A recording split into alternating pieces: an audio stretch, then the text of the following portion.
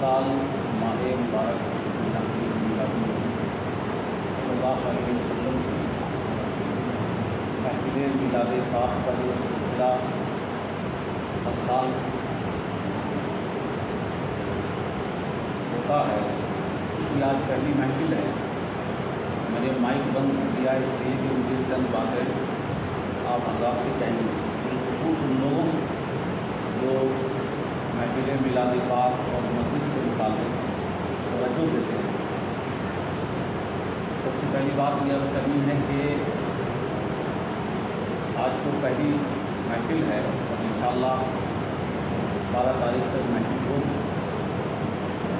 जिस महफिल का इनेकाद करते हैं, मैं ख़ास तौर से जो लोग करते हैं सबको और ख़ास तौर से लड़कों से कहते हैं कि आप लोग थोड़ा इत्तेमाम इस तरह की महफिल में ये नहीं देखना है कि कितने लोग आए, इसमें जो भी आते हैं जिस हैसियत से भी आते हैं, कोई नाज़ शरीफ पढ़ रहे हैं, किसी ने दरस की, किसी ने नाम पढ़ी, अब मैं तकरीर करूँगा या इमाम साहब तकरीर करेंगे या जो लोग सुनने आए हैं, सब अपने अपने हिस्से की शहादत हासिल करने। कितने लोग आते हैं इससे मतलब नहीं, लेकिन इस महफिल का एहतमाम होना। और एहतमाम का मतलब ये है जब जैसे ये कालीन वगैरह बिछी है, मैं ख़ास तौर पर जमला है, असद है, इस तरह के जो लड़के हैं इनको इमाम साहब हैं, मुद्दर साहब हैं, निज़ामी, इनको इस्तेमाल करें, इन लड़कों को इस्तेमाल करें और वो इन चीज़ों की सफाई करें। रोज़ाना इसको झाड़ के बिछाएँ। ये मस्जिद का मुसल्ला जानमाज़ है, ये जानमाज़ नमाज़ पढ़ने के लिए, इसलिए इसको उठा जानमाज़ को आवाज़ कुछ क्या रहने दो। कल से मैं बता रहा हूँ कि ये जानमाज़ उठा दें, ये 2 कालीन है। इसके अलावा अल्लाह से कह रहे हैं कि तुम हमारे घर में बड़ी लंबी कालीन है तो ला के यहाँ 12 तारीख तक रखो, अब 12 के बाद ले के जाओ। इस तरह से कालीन बिछा दें, उसकी सफाई हो जाए, साफ़ सुथरा करके बिछाएँ और उसके बाद यहाँ से खुशबू का इंतज़ाम होना। जो महफिल मिलाद पाक है, मैं आज की बात नहीं, आज से 100 साल 100 साल पहले जो लोगों ने किया है ना, वहाँ भी चंद लोग सिर्फ रहते हैं, उनके घर के लोग, उनके खानका के लोग, चंद लोग रहते थे। उन्हीं चंद लोगों में महफिल मिलाद पाक करते। तो अपराध से मतलब नहीं है, महफिल किस उन्वान से है, किस हवाले से है, किस मकसद के तहत है, उसको तवज्जो में रखकर एहतमाम करना चाहिए। ये क्योंकि किसी के घर में नहीं है इसलिए मैं खास किसी को नहीं बोल सकता, ये मस्जिद में है तो हम सब की जिम्मेदारी है कि इसका एहतमाम करें। अगर यही महफिल अभी घर में होगी ना तो मर्दों से ज़्यादा औरतें एहतमाम करेंगी। अब जो मर्दों में है इसलिए औरतें कभी भी पहले हमारे ज़माने में हर एक के उसारे पर घर के मिला शरीफ होती थी, बेहतरीन नफर बिछाते थे, टेबल रखते थे, दाम रखते थे, गुलदस्ता रखते थे, ये सब था। लेकिन अब ये सीधा सिंपल आए बैठ गए कर दिया, नहीं। महफिल का एहतमाम, हर चीज़ के एहतमाम से इंसानी जहन के दर्जे अलग अलग, तो एहतमाम से भी लोगों के जहन में अहमियत आती, तक़द्दुस आता है, पाकीज़गी का ख्याल आता है। साफ़ सुथरा कालीन वगैरह बिछाएँ, रोज़ाना मगरिब इशा के फ़ौरन बाद इसका एहतमाम कर लें। अगर कोई चीज़ सफाई करनी है जूही में करा दें, साफ़ सुथरा करके रखते हैं, शाम में बिछाएँ और साथ में खुशबू का एहतमाम करें। और खुशबू में मैं ख़ास तौर पर गुजारिश करता हूँ कि कल किसी तरह से थोड़ा सा लोबान है, ऊद है, लोबान है, उनके थोड़ा सा जैसे महफिल शुरू हो उसको थोड़ा खुशबू दे दिया। लोबान ये बुजुर्गों की महफिल में जलाया जाता है और आज भी घरों में भी हब्बों में माहौल है लोबान की खुशबू, लोबान की धुनी जलेगा। ये वही धुआँ है, वाहिद धुआँ है जो नुकसानदेह नहीं बल्कि मुफीद है, बाकी सारे धुएँ नुकसानदेह। तो लोबान वगैरह जलाना चाहिए, खुशबू का एहतमाम है।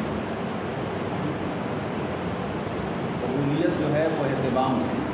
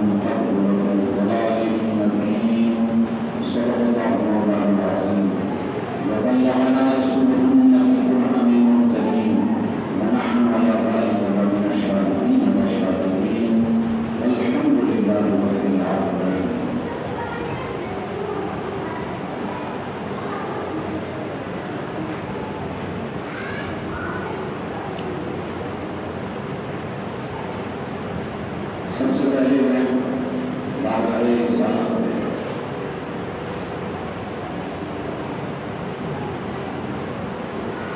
رسول پاک محمد امین تحقیق کائنات سیدنا محمد رسول اللہ صلی اللہ علیہ وسلم کی شان سب سے پہلے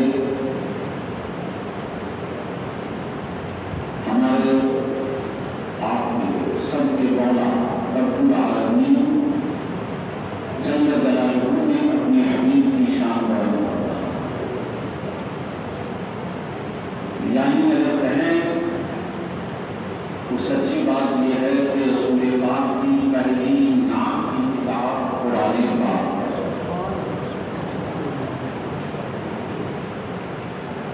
اس رب کی حمد و ثنا کے ساتھ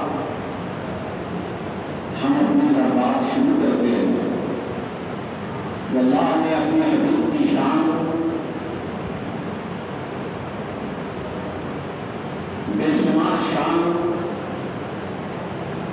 مختلف شانیں بیان فرمائی اور مختلف انداز میں مختلف مقامات پر قرآن پاک میں رسول پاک کی شان کا بیان ہے۔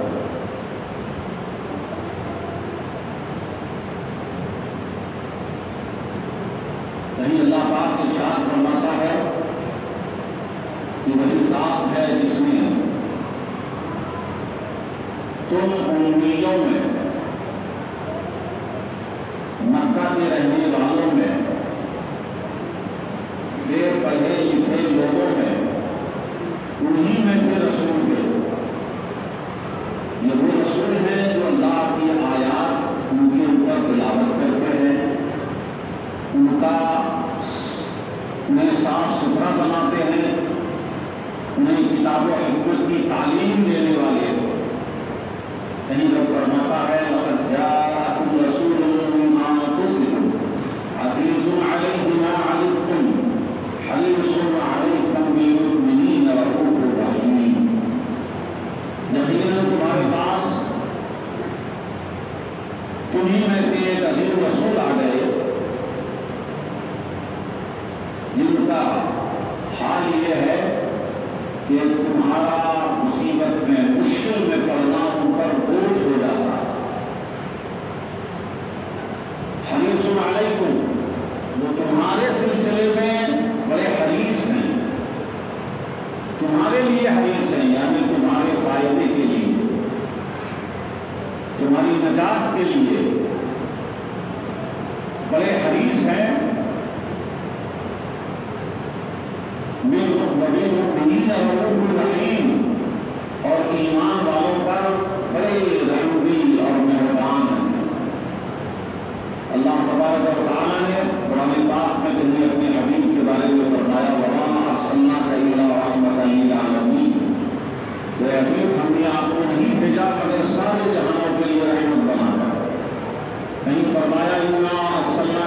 شاهدا ومبشرا ونذيرا وداعيا الى الله باذنه وسراجا منيرا.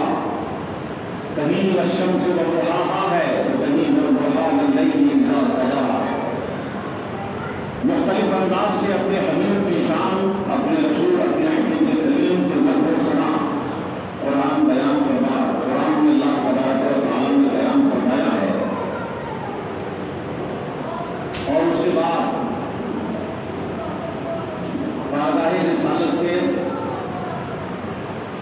محبوب ترین شاعر مداح نبی حضرت حسان بن ثابت رضی اللہ تعالیٰ عنہ ارشاد فرماتے ہیں وَأَحْسَنَ مِنْكَ لَمْ تَرَ قَطُّ عَيْنِي وَأَجْمَلَ مِنْكَ لَمْ تَلِدْ النِّسَاءُ. یا رسول اللہ وَأَحْسَنَ مِنْكَ کہ آپ سے زیادہ حسین، آپ سے زیادہ حسن رکھنے والا اللہ تبارک و تعالیٰ نے وَأَحْسَنَ مِنْكَ لَمْ تَرَ قَطُّ عَيْنِي آپ سے زیادہ حسین کو میری آنکھوں نے کبھی دیکھا ہی نہیں، کبھی دیکھا ہی نہیں. وَأَجْمَلَ مِنْكَ لَمْ تَلِدِ النِّسَاءُ اور آپ سے زیادہ جمیل خوبصورت تو کسی ماں نے آج تک کوئی بچہ بھی پیدا نہیں کیا. یہ حضرت حسان بن ثابت کے کلام کے بعد بلکہ ان کے کلام کے ساتھ میں آج آپ اپنی گفتگو کا آغاز کرنا چاہتا ہوں. اس مضمون کو مختلف شعراء رسول پاک کی بارگاہ میں میٹھا سرائی کرنے والے عاشقان مصطفیٰ نے مختلف پہنائے اور انداز میں پیش کیا ہے. اور اس کا بڑا ہی جامع سے اس مضمون کو ادا کرنے والا امام اہل سنت امام احمد رضا فاضل بریلوی رضی اللہ تعالیٰ نے فرمایا کہ لم یات نظیرک فی نظر مثل کون شد پیدا جانا. آدھا ٹکڑا عربی ہے لم یات نظیرک فی نظر کہ آپ جیسا آپ کی نظیر آپ سے ملتا جلتا آپ کے مشابہ کسی نظر میں آیا ہی نہیں. نظیر کے معنی مشابہ، آپ جیسا آپ سے ملتا جلتا آپ کا نظیر کوئی کسی نظر میں آیا ہی نہیں. اسی کا ترجمہ فارسی میں فرمایا مثل کون شد پیدا جانا کہ آپ کی مثال اے میرے محبوب پیدا ہی نہیں ہوا. جگراج کو تاج کوئی سر سوہے، جگراج کو تاج یعنی دنیا کی بادشاہت کا تاج آپ ہی کے سر پہ چھجتا ہے. دنیا کی بادشاہت کا تاج آپ ہی کے سر پہ چھجتا ہے. تجھ کو شہ دو سرا جانا. میں یہ تھوڑی وضاحت کر دیتا ہوں کہ لوگ پڑھتے ہیں تو سمجھ کے پڑھیں تو مزہ آئے. جگراج کا کو تاج سر سوہے، یہ ہندی ہے، اردو زبان ہے کہ جگراج کو تاج یعنی جگراج دنیا کی بادشاہت کا تاج آپ ہی کے سر چھجتا ہے، آپ ہی کو اچھا لگتا ہے، آپ ہی کو سوہے. تجھ کو شہد و سرا، آپ کو یا رسول اللہ اے شہد و سرا. دو سرا بولتے ہیں دونوں جہاں. سرا کے معنی سرائے بولتے ہیں سرا دونوں رہنے کی جگہ. دو سرا یہ دوسرا نہیں ہے، دو سرا. تجھ کو شہد و سرا جانا. تجھ کو یا رسول اللہ آپ کو یہ دنیا کی بادشاہت کا تاج سجتا ہے جو شہد و سرا دونوں جہاں کے بادشاہ ہیں. جانا اے میرے محبوب. جانا کا معنی ہوتا ہے محبوب فارسی زبان میں.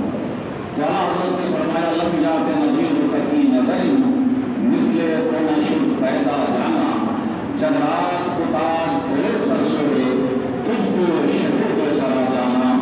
اور نبی فرماتے ہیں کہ وہ کمال حسن حضور ہے، وہ کمال حسن حضور ہے کہ گمان نقص جہاں نہیں، کہ گمان نقص جہاں نہیں. اس شعر کو اردو میں سمجھ لیجیے.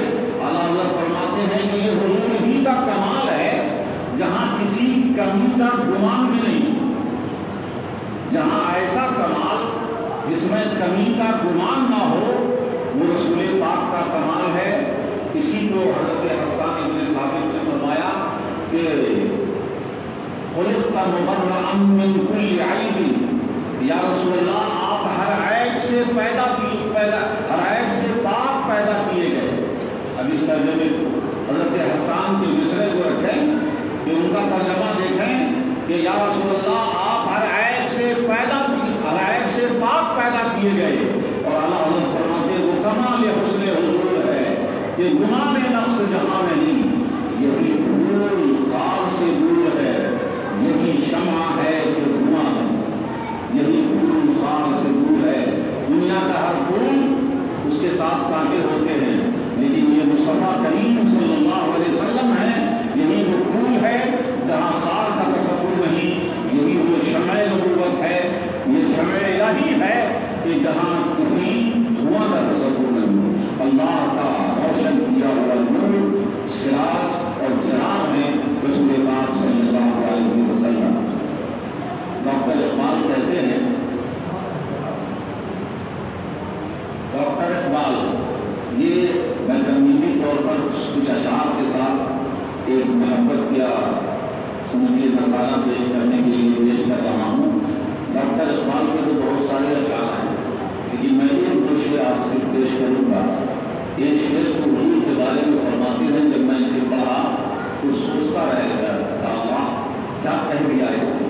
ہزاروں جبرائیل الجھے ہوئے ہیں، ہزاروں جبرائیل الجھے ہوئے ہیں۔ جبرائیل کون ہے؟ فرشتے ہی نہیں ہیں، فرشتوں کے سردار سید الملائکہ، فرشتوں میں سب سے بڑا مقام ہے، اور ان کی رسائی بھی فرشتوں میں سب سے آگے، اور کام بھی سب سے بڑی ذمہ داری کا حضرت جبریل ہی پہ لانا۔ وحی لانا یہ حضرت جبریل کے ذمہ تھا، تو وحی الہی لانے والے رسول ملائکہ میں سے سید الملائکہ حضرت جبریل ہیں۔ اقبال کہتے ہیں ہزاروں جبریل الجھے ہوئے ہیں گرد منزل میں، نہ جانے کس بلندی پر ہے تاجانہ محمد کا صلی اللہ علیہ وسلم۔ ہزاروں جبرائیل الجھے ہوئے ہیں گرد منزل میں۔ واقعی بندے نے ڈوب کے سوچ کہا، گرد منزل کسے کہتے ہیں؟ لفظ بڑا عام، لیکن آپ جب تک اس کو سمجھو گے نہیں اس وقت تک لطف نہیں آئے گا۔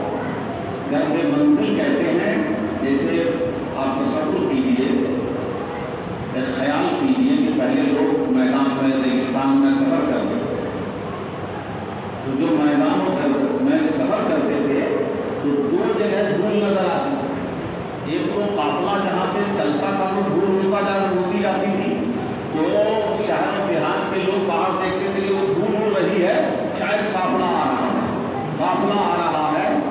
تو بعد میں جب قریب آتا تھا تو دھول میں سے قافلہ نکلتا تھا، کیونکہ ریگستان اور میدانی سفر تھا، گھوڑے اونٹ گدھے پر سفر کرتے تھے تو دھول اڑتی تھی، تو ایک دھول کو بتاتی تھی کہ قافلہ آ رہا ہے، اور وہ قافلے والے آبادی کو بھی دور سے دیکھتے تھے تو ایک دھندلا نظر آتا تھا، دھندلا پن نظر آتا تھا کہ اب وہ دھندلا بتاتا تھا کہ میدانی علاقہ ریگستانی علاقہ، لیکن اس کے بعد دھندلا نظر آنے لگے تو لگے گا کہ اب وہاں آبادی شروع ہونے لگی، شاید وہاں اب آثار نظر آتے تھے آبادی کے، گھر کے، مکان کے، تو مکان اور گھر کے جو آثار ان سے نظر آتے ہیں، اور وہ دھندلا پہلے ہی ہوتا ہے، آبادی سے دور ہوتا ہے، تو مقام سے دور جو دھول ہوتی ہے، قافلے کی دھول ہو یا آبادی کی دھول ہو، جبریل کہتے ہیں، جناب اقبال کہتے ہیں، ڈاکٹر محمد اقبال کہتے ہیں کہ ہزاروں جبرائیل الجھے ہوئے ہیں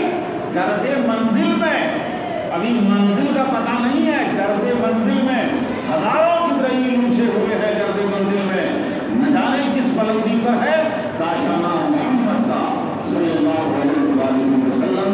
یہ حضرت اقبال نے فرمایا۔ دوسرا شعر جو اردو زبان میں ایسے تو اقبال کی شاعری جو اس نے اپنا جگر کاٹ کے رکھ دیا ہے، اصل شاعری اس کی فارسی زبان میں، جب فارسی کی شاعری اس کی پڑھی جاتی ہے تو ایسا لگتا ہے اردو زبان میں یہ بانگے درا اور والے جبریل، یہ سارے جو قرآن ہیں ان کے یہ بالکل اس کے سامنے پاسن دکھتے ہیں جو فارسی کلام ہے، لیکن اردو میں بھی کچھ انہوں نے کہا ہے۔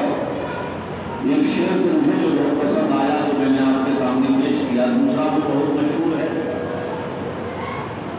کہ محمد سے وفا پونے تو ہم تیرے، کہ محمد سے وفا پونے تو ہم تیرے ہیں، یہ جہاں چیز ہے کیا لوہو قلم تیرے ہیں، جواب شفا کا شعر ہے۔ لیکن اس سے آگے ایک شعر میں اور سنا کر اپنی بات شروع کروں گا۔ اقبال کہتے ہیں کہ فارسی زبان میں ہے کہ ہر کے عشق مصطفیٰ سامان اوست، ہر کے عشق مصطفیٰ سامان اوست، ہر کے یعنی جس کا عشق مصطفیٰ رسول پاک کا عشق سامان اوست، اس کا سامان ہے، سرمایہ ہے، پونجی ہے۔ ہر کے عشق مصطفیٰ سامان اوست، بحر و بر در گوشۂ دامان اوست، بحر و بر در گوشۂ دامان اوست، کہ یہ دنیا کے سمندر خشکی یہ تو اس عاشق کے دامن کے کولی میں سما جائے گا جس کو رسول پاک کا عشق نصیب ہو جائے۔ اس کے نزدیک یہ دنیا اور کائنات کیا ہے؟ حضرت بایزید بستانی علیہ الرحمۃ والرضوان فرماتے ہیں کہ عارفوں کے نزدیک یہ دنیا ایسے ہی ہے جیسے کسی ریگستان میں پھینکا ہوا ایک انگوٹھی کا چھلا۔ یہ دنیا ان کی نظر میں اتنا ہی سا ہے۔ باقی میں نے جب اقبال کا شعر پڑھا تو میں نے سوچا شاید میں اس میں کچھ تشویش کرتا، لیکن اقبال کا شعر پڑھا تو بایزید بستانی کا قول نظر آ گیا کہ ہر کے عشق مصطفیٰ سامان اوست، بحر بر در گوشۂ دامان اوست، کہ جس کے لیے جس کی پونجی رسول پاک کا عشق ہو جائے، دنیا کے یہ سمندر یہ پہاڑ یہ ساری خشکی اور تری یہ اس کے دامن کے ایک کونے میں آ جائے گا۔ اللہ تبارک و تعالیٰ انہیں رحمت کرے۔ رسول پاک صلی اللہ علیہ وسلم کی محبت میں آپ کی تعریف اور مدح و ثنا میں نے چند اشعار میں نے بیان کیے۔ آئیے بڑا اندر محبت کے ساتھ اس آقا محمد صلی اللہ علیہ وسلم کی بارگاہ میں درود پاک کا نظارہ پیش کریں۔ اللہم صلی علی سیدنا مولانا محمد وعلی آل سیدنا مولانا محمد وبارک وسلم۔ صلو علیہ الصلاۃ والسلام علیک یا حبیبی یا رسول اللہ صلی اللہ تعالی علیہ وسلم۔ محترم حاضرین کرام کا جانبی انتظامیہ افغانی کرام، میں آج اب تو 10:30 بج گئے، اس لیے کوئی لمبی تقریر تو نہیں ہوگی، لیکن آج ایک ترمیمی گفتگو کہ محفل میلاد پاک میں ہمارا حاضر ہوں۔ ماہ ربیع الاول شریف کا چاند نظر آ گیا، 12ویں شریف کی پہلی شب یعنی چاند رات ہے۔ آج پوری دنیا کے مسلمانوں میں 2 رنگ نظر آئے۔ ایک رنگ تو وہ ہوگا کہ لوگ رسول پاک صلی اللہ علیہ وسلم کے ماہ ولادت ربیع الاول شریف ربیع النور شریف کی آمد کی مبارکبادی لوگوں کو مبارکبادیاں پیش کر رہے ہوں گے، محفلوں کا آغاز ہوگا، کچھ سجاوٹیں کر رہے ہوں گے، خوشی کا اظہار کر رہے ہوں گے۔ ایک رنگ تو یہ نظر آئے گا، اور ابھی آپ سوشل میڈیا پہ جائیں گے تو نظر آئے گا کہ جیسے ہی ماہ ربیع الاول شریف آیا ہے ایک اور پہلو آیا ہے۔ اب اس کے منانے کے جائز ناجائز بدعت غلط ہونے پر یہ بحث شروع ہو جائے، اور میں کہتا ہوں یہ دونوں چلتا رہے، لیکن آپ دونوں کو سامنے رکھیں، ایک طرف منانے والے اور ایک طرف اسے غلط ناجائز بدعت کہنے والے، روکنے کی کوشش کرنے والے، جو کچھ دونوں کر رہے ہیں نا، نصیب اپنا اپنا سعادت الگ، سعادت کسی کو سعادت ملے شقاوت ملے یہ اپنی جگہ، لیکن ذکر دونوں رسول پاک ہی کا کریں گے۔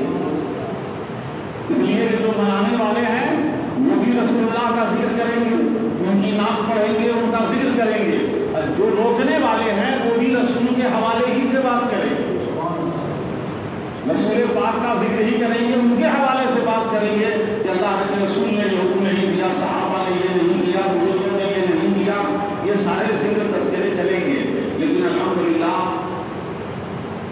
دونوں باتیں ثابت ہیں کہ جب جو لوگ، کچھ لوگ اپنی کاروائیاں کر رہے ہیں، کچھ لوگ اپنی مسجدوں میں ہیں، دونوں چل رہا ہے، ستیزہ کاٹ رہا ہے، ازل سے روز چراغ مصطفی سے شرار مجاہدی، یہ دونوں نہ ہوں تو ایک طرفہ چلنے والے بھی ٹھنڈے ہو جائیں، اگر ایک ہی ماحول رہا تو ٹھنڈے ہو جائیں گے، کچھ اکسانے والے بھی ہونے چاہیے، کچھ بھاگنے والے بھی ہونے چاہیے، اس لیے یہ دونوں ماحول چل رہا ہے۔ تو میں تھوڑی سی آج یہ بات کر دوں تاکہ ہمارے آنے والی نسلوں کو پتا چل جائے، کچھ ریکارڈ میں بھی بات آ جائے کہ رسول پاک صلی اللہ علیہ وسلم کی ماہ ولادت میں عید میلاد النبی، جشن عید میلاد النبی، میلاد پاک کی محفل منعقد کرنا، باقی شریف کو جشن منانا، جلوس نکالنا، اس پر بہت سارے سوالات اٹھتے ہیں، ہر سال کیے جاتے ہیں، پرانے ہو گئے سوالات، لیکن آپ کو بتا دوں کہ آج تک ایک بھی علم سے جڑا ہوا سوال، اس میں علم کی بحث ہو، آج تک ایک بھی سوال نہیں آ سکا۔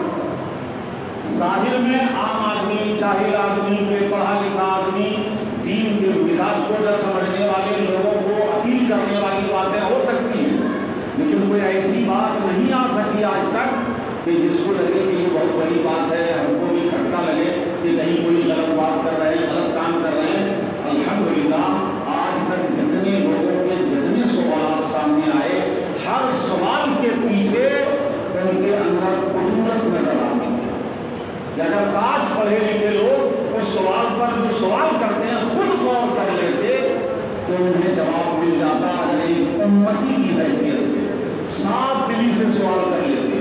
رہی بات عید میلاد النبی کے نام پر غلط باتیں کر لینا، غلط حرکتیں کر لینا، غلط چیزوں کو عائد کر دینا، تو ظاہر سی بات ہے کہ غلط کو غلط ہی کہا جائے گا، وہ غلط صحیح نہیں ہو سکتا۔ اس سے تو بہرحال اس میں تو سب متفق ہوں گے، لیکن جہاں تک ہے کہ رسول پاک صلی اللہ علیہ وسلم کی جشن ولادت، ماہ ولادت آئے اور جشن ولادت کی خوشی منائیں کہ رسول پاک کی اس مہینے میں ولادت ہوئی ہے، اور اس ولادت کو یاد کرتے ہوئے کہ وہ کتنی بڑی نعمت ہے اور اللہ کی طرف سے نعمت کبریٰ ہے، بلکہ اس کائنات میں نعمت کے نام پہ اس سے بڑی کوئی نعمت ہی نہیں ہے، ساری نعمتیں جن کے صدقے میں ہے اس سے بڑی کوئی نعمت نہیں۔ اور اللہ تبارک و تعالیٰ نے اور قرآن پاک میں رسول پاک صلی اللہ علیہ وسلم نے اپنی سنت اور سیرت میں اور صحابہ نے، بزرگوں نے اس خوشی کو منانے کا ہمیں راستہ بتایا، اشارہ دیا ہے۔ اب میں اس پر گفتگو کرنے لگتا ہوں، سوال پہ سوال آئیں گے، اس میں سے سب سے پہلا سوال، ایک بھاری سوال جو دکھتا ہے لوگوں، میں اس کی طرف توجہ دلاؤں کہ رسول پاک صلی اللہ علیہ وسلم کی محفل میلاد، آپ کی ولادت کی خوشی منانا، اگر یہ محبت کی دلیل ہے تو کیا ہم اور آپ صحابہ سے زیادہ محبت کرنے والے ہیں؟ کیا صدیق اکبر، ہمارے فاروق، حضرت بلال حبشی، حضرت علی مرتضیٰ، عثمان غنی رضوان اللہ تعالیٰ علیہم اجمعین اور دیگر صحابہ رسول پاک صلی اللہ علیہ وسلم کی خدمت میں رہنے والے، پلے بڑھنے والے، نظروں کے سامنے حضرت انس بن مالک رضی اللہ تعالیٰ عنہ، دیگر صحابہ، کیا ہم ان سے زیادہ محبت کرنے والے ہیں؟ یہ ایک بڑا سوال ہے۔ میں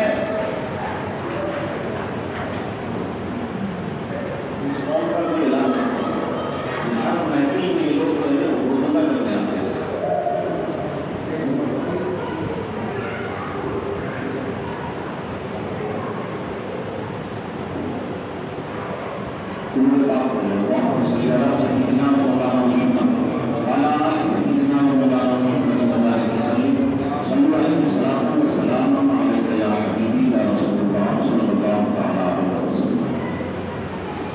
سب سے پہلی بات تو میں ایک بات کی طرف پہلے اشارہ کر دوں، توجہ دلا دوں کہ اللہ تبارک و تعالیٰ قرآن پاک میں فرمایا ہے قل بفضل اللہ وبرحمتہ فبذلک فلیفرحوا وهو خیر مما یجمعون۔ قرآن پاک میں اللہ فرماتا ہے قل اے نبی آپ فرما دیجیے کہ بفضل اللہ اللہ کے فضل ورحمتہ اور اللہ کی رحمت پر فلیفرحوا چاہیے کہ ایمان والے خوشی بنا خوش ہوں وَهُوَ خَيْرٌ مِّمَّا يَجْمَعُونَ اور اللہ فرماتا ہے کہ یہ خوشی منانا یہ ان لوگوں کے لیے جو جمع کرتے ہیں جو سیونگ کرتے ہیں ایسٹ بناتے ہیں اس ایسٹ اور پراپرٹی اور پونجی سے زیادہ بہتر ہے رسول پاک صلی اللہ علیہ وسلم اللہ کی رحمت اور اللہ کے فضل پر خوشی منا۔ یہ ہوتا ہے نا۔ اب میں توجہ چاہوں گا مفسرین کرام اس آیت میں فرماتے ہیں کہ اللہ کا فضل اور اللہ کی رحمت جس کا خوش ہونے کا حکم دیا ہے اور خوش بھی سرور کے لفظ سے نہیں ہے بلکہ فرح کے لفظ سے، فرح کا لفظ جس میں کھل کے خوشی مناتے ہیں۔ اللہ تبارک و تعالیٰ نے پکڑو اس کو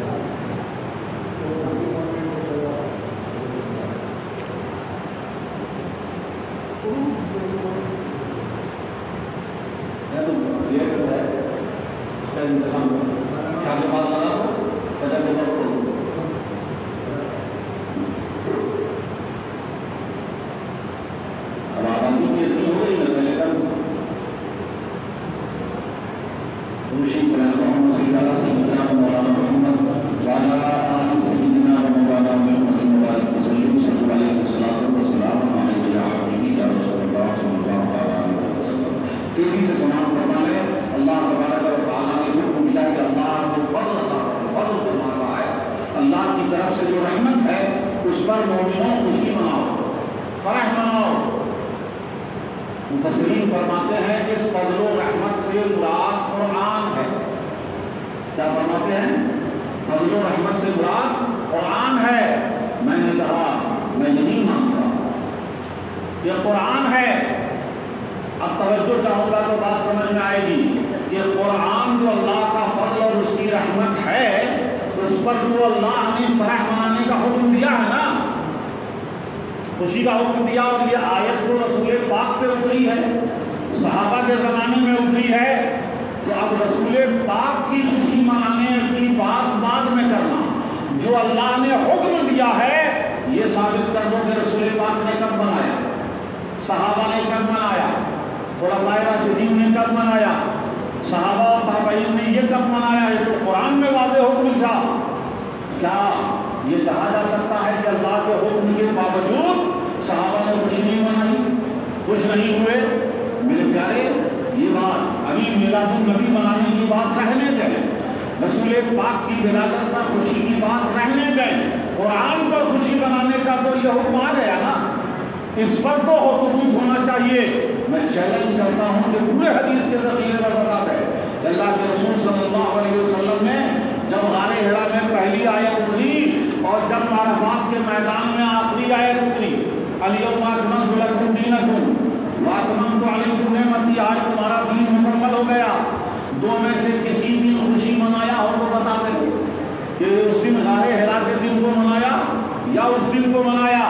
میرے پیارے یہ بات دراصل سمجھنے کی ہے کہ خوشی، خوش ہونا اور خوشی منانا یہ دونوں انداز ہر زمانے میں ایک جیسے نہیں ہوتے، ایک جیسے نہیں ہوتے ہیں۔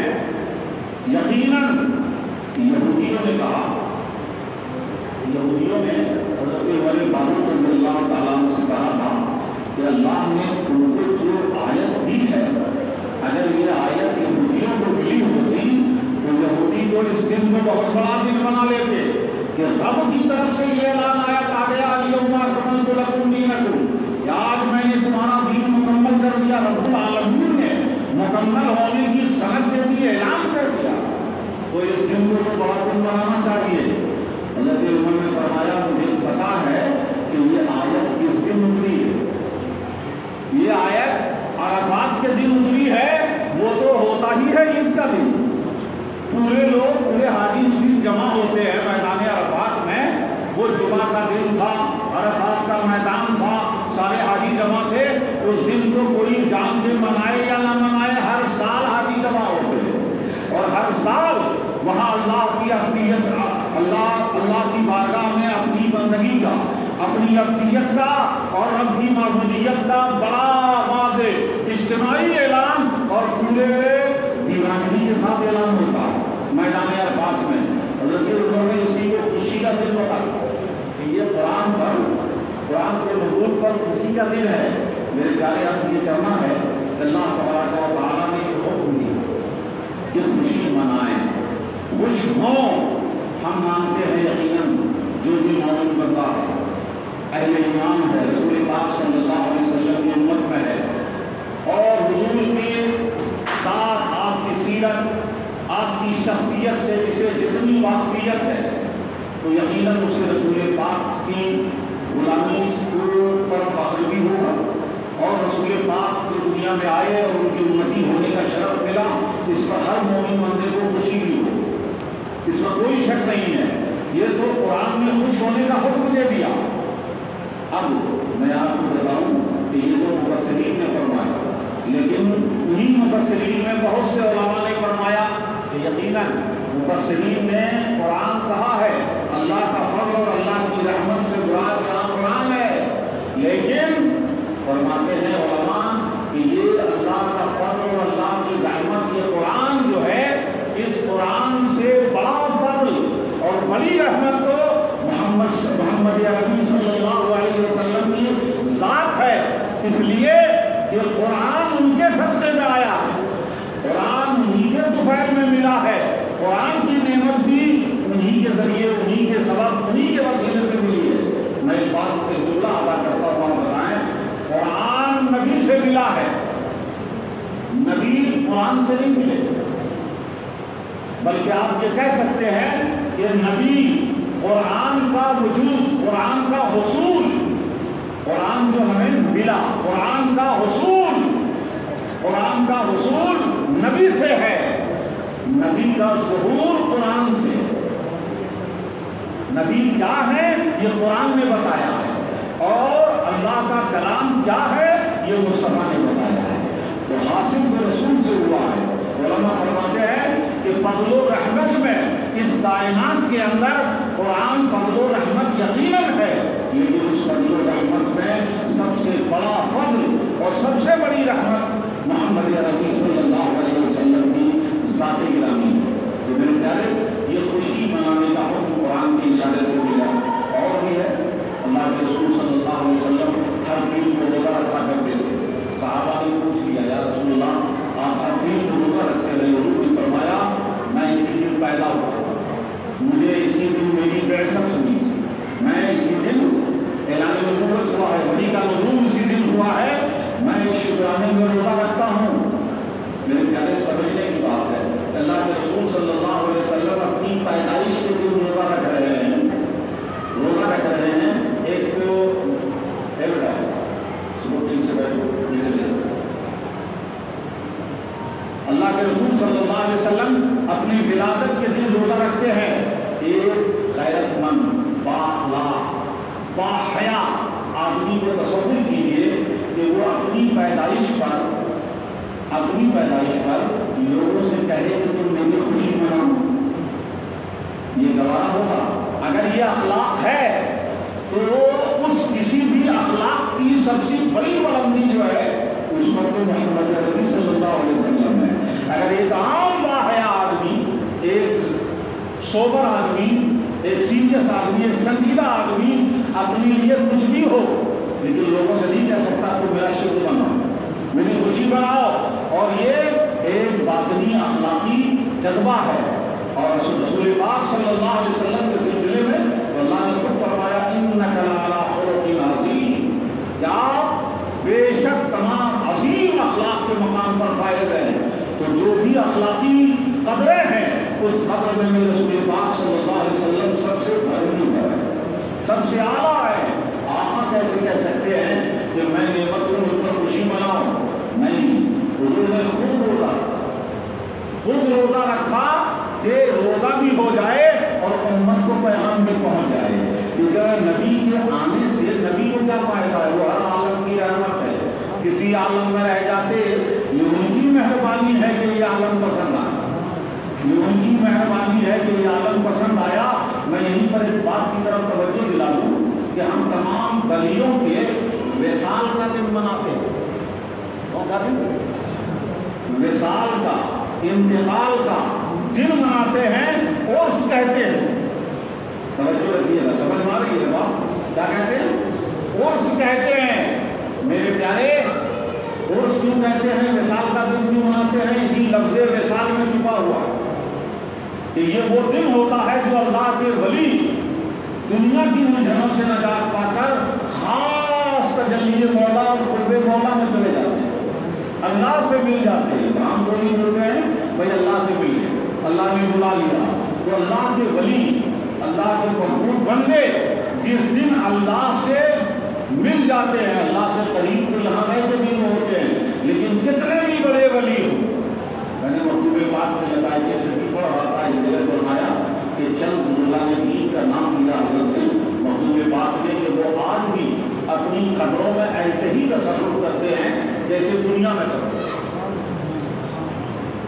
اس میں حضرت غوث اعظم شیخ عبد القادر جیلانی اور حضرت معروف کرخی رضی اللہ تعالیٰ عنہ کا نام لیا. غوث اعظم کے بارے میں آگے فرمایا مکتوب پاک نے کہ بلکہ دنیا سے زیادہ بہتر تصرف فرماتے. میں جو اصل بات بتانا چاہتا ہوں وہ سنیے. فرماتے دنیا میں جب تک وہ تھے تو کچھ نہ کچھ بشری تقاضے, بشر ہونے, انسان ہونے, دنیا میں رہنے کی وجہ سے کچھ نہ کچھ رکاوٹیں تھیں, لیکن جب وصال ہو گیا تو دنیا کی جو رکاوٹیں تھیں وہ بھی ختم ہو گئی. اب تو وہ اور آزاد ہو گئے اور پاورفل ہو گئے, تو دنیا سے زیادہ تصرف فرماتے ہیں. آج بھی اپنے قبر انور سے ویسے ہی تصرف فرماتے ہیں جیسے دنیا میں فرماتے تھے, بلکہ اس سے زیادہ فرماتے تھے. میرے پیارے میں عرض کر رہا تھا کہ یہ وصال کا دن ہے, توجہ رکھیں, عرس کا دن. کیوں کہ آج اللہ سے مل رہے ہیں, اللہ کے قریب آ رہے ہیں, اللہ انہیں اپنے جلووں میں گم کر دے گا, اپنی رضا اور اپنا تقرب عطا فرمائے گا, وہ اسی میں ڈوبے رہیں گے. جو زندگی بھر جو طلب تھی جس کے پانے کے لیے عبادت, ریاضت, مجاہدہ, ذکر, فکر, مراقبہ سب کرتے رہے اور اپنے آپ کو دنیا کی زحمتوں میں, مشقتوں میں ڈالا کہ نفس سے, شیطان کے شر سے, نفس کی گندگی سے پاک ہو کر اور رب کے جلووں میں چلے آئے, گم ہو جائے, رب کی رضا حاصل کر لیں جس کے لیے پوری زندگی چکری پیس رہے تھے. وہ لمحہ وصال کے وقت آتا کہ مولا سے مل جاتے ہیں. نواز کا انتقال ہوا تو اندر تہخانے میں چلے میں کیسے پتہ ہی نہیں کہ کس دن انتقال ہوا. چھٹی تعلیم کو لوگوں نے دیکھا جا کر تو وہ وصال ہو چکا تھا, اس لیے چھٹی برکت منا لیتے ہیں, لیکن پتہ کسی کو نہیں ہے کہ کس دن انتقال ہوا ہے. لیکن جا کر جب ہٹایا, چادر دیکھا تو اوپر لکھا ہوا تھا پیشانی پر, ھذا حبیب اللہ مات فی حب اللہ, یہ اللہ کا محبوب بندہ ہے اور اللہ کی محبت میں اس نے موت کو مر گیا. پیشانی پہ لکھا. اب اس بندے کا سب سے بڑا دن کون سا ہوگا؟ ظاہر سی بات ہے بندے کا سب سے بڑا دن, میں تیزی سے بات کو دوسرے سے اپنانا چاہتا ہوں کہ بندے کا سب سے بڑا دن وہ ہوگا کہ رب کی فرما برداری, اطاعت, عبادت میں گم ہو کر وہ اللہ کا محبوب بندہ بن جائے اور محبوب سے مل جائے. الموت جسر, حدیث پاک میں آیا, الموت جسر یوصل الحبیب الی الحبیب, موت ایک برج ہے, ایک پل ہے جو محبوب کو محبوب سے ملا دیتی ہے. تو جو واقعی بندہ محبوب ہوگا اس کے مرنے کی اسے خوشی ہوگی, وہ اس کے وصال کا دن ہے, وہ اس کے عرس کا دن ہے, ملنے کا دن ہے, اس لیے عرس ہے. عرس کے معنی شادی, خوشی کا دن ہے. میرے پیارے توجہ چاہوں گا کہ اللہ کے محبوب بندے کے عرس کا دن ہوتا ہے. حضرت صدیق اکبر کے وصال کا دن مناتے ہیں, عمر فاروق کی شہادت کا دن مناتے ہیں, عثمان غنی کی شہادت کے دن کا تذکرہ کرتے ہیں، حضرت علی کی شہادت کا تذکرہ کرتے ہیں، یہ مناتے ہیں غوث اعظم، ولی بابا، مخدوم پاک، اولیاء سب کے وصال کا دن مناتے ہیں۔ توجہ چاہوں گا اس لیے کہ وہی دن ان کے لیے سب سے بڑا دن ہے، وہ رب سے ملنے کا دن ہے، محبوب سے محبوب کے ملنے کا دن ہے۔ لیکن میں پوچھتا ہوں کہ رسول پاک کے وصال کا دن کیوں نہیں مناتے؟ ایک جملے میں جواب سن لیں کہ جو پہلے سے بنا نہیں تھا تو بن گیا، بن کے خدا سے ملا، تو اس کے لیے وہ بڑا دن ہے۔ مصطفیٰ تو وہ ہے کہ رب نے پہلے ہی پیدا کر کے محبوب بنا دیا ہے، تو اب وصال کا کیا معاملہ ہوگا؟ وہاں تو فراق ہوا تھا پھر وصال ہوا، وصال ہوا ہے، اس لیے وصال کا دن نہیں مناتے ہیں۔ وصال تو پہلے ہی سے تھا، اول ما خلق اللہ نوری وکل خلائق من نور، یہ اللہ نے سب سے پہلے میرے نور کو پیدا کیا، نور کو پیدا کیا، اور ساری مخلوق میرے نور سے پیدا ہے۔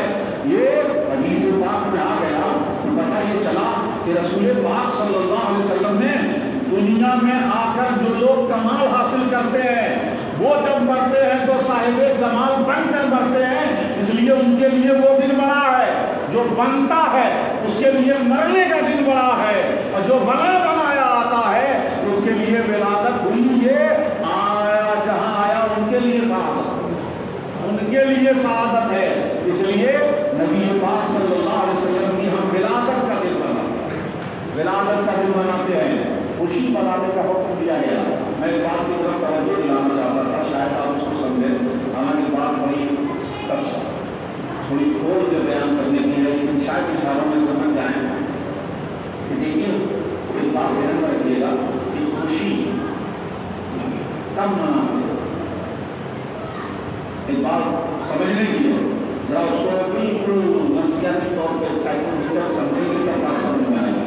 آدمی کوئی بھی خوشی، پارٹی، فنکشن، جشن یہ اس وقت کرتا ہے جب لائف بالکل نارمل، سارا معاملہ سیٹل ہو، سب کچھ اپنی جگہ ٹھیک ٹھاک ہو تو وہ خوشی مناتا ہے، پارٹی کرتا ہے، جشن کرتا ہے، لوگوں کے ساتھ بیٹھتا ہے، یہ اسی حال میں ہوتا ہے، یہ نیچر ہے انسان کا۔ اگر میں بتاؤں کہ ہر سال آپ عید مناتے ہیں، عید کی خوشی مناتے ہیں، اگر عید کے دن معاملہ اللہ نہ کرے کسی گاؤں میں زبردست طوفان آ جائے، عید منا پائیں گے؟ اسی دن کوئی ایسے حادثات ہو جائیں، بلوا ہو جائے، عید چلی جائے گی۔ عید منائیں گے، جو عید منانا ہے مناتے ہیں، لیکن وہ ایسی عید جو سب مناتے ہیں بلا اختلاف، وہ عید بھی چلی جائے گی اگر ماحول میں سکون نہ ہو، اگر ماحول اطمینان کا نہ ہو۔ میرے پیارے میں اس پر بہت باتیں پیش کر کے سمجھا سکتا تھا، لیکن میں نے ایک اتنا سا اشارہ کر کے آپ کو آگے سمجھانا ہے کہ یاد رکھیں کہ یہ ساری چیزیں میلاد منانا یا دین کے دوسرے مذہبی رسومات ہوتے ہیں، یہ ساری چیزیں یہ اس وقت ہوتی ہیں جب ماحول پرامن ہو، ماحول پرسکون ہو۔ اب ذرا سوچنے والے، میں نے تو کہا کہ اگر بولنے والا ذرا غور کریے گا کہ صحابہ نے عید میلاد النبی منایا تو میرا پہلا جواب اس کا یہ ہے کہ اچھا صحابہ نے جو کیا ہے پہلے تو ان کا اگر یہی بات ہے تو صحابہ نے جو کیا ہے، صحابہ نے مکے میں جتنی مشقتیں اٹھائی ہیں تم نے اٹھائی ہے، صحابہ نے مدینے میں جو حالات جھیلے ہیں وہ تم نے جھیلے ہیں، صحابہ نے رسول پاک کے ساتھ جو قربانیاں دی ہیں وہ تم نے دی ہیں۔ میرے پیارے، میں توجہ چاہوں گا، خدا کی قسم اگر کوئی غور کر کے صحابہ اور رسول پاک کی سیرت میں ڈوب جائے تو میلاد منانے کی بات کرتے ہو، جیسے رسول پاک سے ان کو کیا ملا، اللہ کے رسول ان کے لیے کتنی بڑی نعمت ہے، جس کو جتنا احساس ہوتا گیا ہے اتنی ہی آپ پر قربان ہوتا چلا گیا ہے۔ ہم تو مہینے میں، سال میں ایک مہینے کے چند دن مناتے ہیں، سچ پوچھو تو خدا کی قسم صحابہ ہر دن جان نثار کر کے عید میلاد منا رہے تھے، رسول پاک پہ قربان کر رہے تھے۔ یہ تو ایک پہلو بتا رہا ہوں، غور کرنے اور سمجھنے کی بات ہے۔ جو ہر دن خوشی منا رہا ہو، شب برات اور شب قدر میں نفل کون پڑھتا ہے زیادہ؟ جو کسی اور بات نہیں پڑھتا۔ جو کسی اور رات نہیں پڑھتا، لیکن ان ولیوں کو بتاؤ کہ شب قدر و شب برات میں جو نفل پڑھیں گے جاگ کر خاص طور پہ، جن کی ہر رات نوافل میں گزرتی ہو، جن کی ہر رات نفلوں میں سنا ہے، ایسے ایک نہیں ہزاروں اولیاء ہیں جن کی راتیں گزری ہیں نوافل میں. اب ان سے پوچھو گے کہ آپ نے شب برات میں نفل پڑھی ہے کہ نہیں پڑھی ہے، آپ نے شب قدر میں نفل پڑھی ہے کہ نہیں پڑھی ہے؟ ارے جاہل، تم نے سمجھا ہی نہیں کہ جن کا ہر لمحہ خوشی میں تھا، ہر لمحہ جانے ساتھ تھے. میں اگر مثالیں دینے لگ جاؤں تو وہی تقریر لمبی ہو جائے گی کہ میرے پیارے صحابہ رسول پاک صلی اللہ علیہ وسلم کو نہ دیکھے تو بے چین ہو جائے. حضرت ابو ہریرہ مسجد نبوی میں پہنچے، دیکھا حضور نہیں ہے، نہیں ہے، تیزی سے سنتے جائیے گا، نہیں ہے، پوچھا کدھر گئے ہیں؟ کسی سے نہیں، یا رسول پاک نظر نہیں، معمول کے خلاف نظر نہیں آئے. مسجد نبوی میں ڈھونڈتے ہوئے نکل گئے، ڈھونڈتے نکل گئے، اللہ اکبر، ڈھونڈتے ہوئے نکل کر کے پاک میں گئے جو پانی کے اندر تھا. بغیر پوچھے یقین ہو گیا کہ آقا یہی ہیں، اور دروازہ کھلا نہیں ملا تو پانی جانے کے نالے کے راستے میں بدن کو سکوڑ کے اندر بونڈری کے گھسا دیا. نالے کے اندر سے گھس کر کے بونڈری میں چلے گئے، کسی سے نہیں پوچھا کہ مصطفیٰ یہاں ہے یا نہیں ہے. خدا کی قسم، یہ اس لیے کہ حضرت ابو ہریرہ صحبت میں رہ کر رسول پاک کے جسم اطہر کی خوشبو پہچان گئے تھے. وہ خوشبوؤں میں چلتے ہوئے پہنچ گئے، اور وہاں پہنچ کر بوئے مصطفیٰ جو انہیں محسوس ہوئی، انہیں پوچھنے کی ضرورت نہیں تھی، اس لیے کہ بتانے والا دھوکہ دے سکتا ہے، دھوکہ کھا سکتا ہے. میری مشامِ جاں خوشبوئے مصطفیٰ میں دھوکہ نہیں کھا سکتی، دھوکہ نہیں کھا سکتی. یہی محبت کا جنون تھا کہ اسی میں حضور نے فرما دیا حضرت ابو ہریرہ سے، جاؤ ابو ہریرہ آ گئے ہو، من قال لا الہ الا اللہ دخل الجنہ. کہا یا رسول اللہ اعلان کر دو کہ جس نے لا الہ الا اللہ محمد رسول اللہ پڑھ لیا وہ جنتی ہو گیا، جنت میں داخل ہو گیا. کہا جاؤ اعلان کر دو. کہا یا رسول اللہ کون مانے گا میری بات؟ ایسی بات کروں گا تو لوگ نہیں مانیں گے. حضور نے اپنے نالے پاک دے لے جاؤ اسے مثال. یہ ایک طریقہ تھا اس وقت بادشاہوں کا، امیروں کا، کہ کوئی نشانی دے دیتے تھے تاکہ اعلان کرنے والے کا اعلان ریکگنائز ہو جائے، ثابت ہو جائے. بات دور چلی جانی. میں بتاتا ہوں کہ جہاں صحابہ کا یہ حال ہو وہاں کہتے ہیں کہ میلاد مناتے تھے کہ نہیں مناتے تھے. یہ ان لوگوں کے دور میں پوچھ رہے ہیں جہاں رسول پاک کی سیرت کے چار بات کو پتہ نہیں ہے، جہاں رسول پاک کا ذکر نہیں ہو رہا ہے. امتی مسلمان کہلانے والے اللہ کے رسول کی سیرت سنت سے واقف نہیں ہے. اس دور میں پوچھتے ہیں کہ یہ 12 دن میلاد کا منا لیا تو یہ جائز ہے یا ناجائز ہے. اور صحابہ سے مثالیں لا رہے ہیں جن کا ہر لمحہ ذکر مصطفیٰ، عشق مصطفیٰ، یاد مصطفیٰ میں گزر رہا تھا. ہر رات میلاد کی رات تھی، ہر رات رسول پاک کو خوشی کی رات تھی. میرے پیارے ذرا سوچیں کہ یہ کہتے ہیں کہ میلاد نہیں مناتے، پہلو کی طرف اور توجہ دلا دوں. یہ تو میں نے ایک جذباتی پہلو کی طرف آپ کو توجہ دلائی، کاش لوگ اس کو سمجھ جاتے. ایک دوسرے پہلو کی طرف توجہ دلاؤں. ذرا کوئی سیرت پڑھ کے دیکھے کہ مکے کے کیسے حالات تھے. میلاد منانے کا وقت تھا، اسلام ظاہر کرنا مشکل تھا. وہ تو حضرت عمر فاروق مسلمان ہوئے کہ جا کے لوگوں نے اعلانیہ حرم میں نماز پڑھائی ہے. حرم میں نماز پڑھنے کا موقع نہیں مل رہا ہے، یہ میلاد منانے کی بات کرتا ہے. میلاد منانے کی بات کرتے ہیں. مکہ گزر گیا. آخرکار مسلمانوں پر زمین تنگ کر دی گئی، پریشان کر دیا گیا، ظلم کے پہاڑ توڑے گئے، شوشن بائیکاٹ کیا گیا، ہر طرح سے ستایا گیا. تو اللہ کی طرف سے ہجرت کا حکم بھی ہے. ہجرت کیا. ہجرت کرتے ہوئے مدینہ شریف پہنچے. ذرا سوچیں حالت یہ ہے کہ واقعہ کا حالت یہ ہے کہ آئے ہوئے مکے سے مہاجر کو انصار کا بھائی بنایا جا رہا. ایک کو تم بھائی بنا لو، ایک کو تم بھائی بنا لو، ایک کو تم بھائی بنا لو.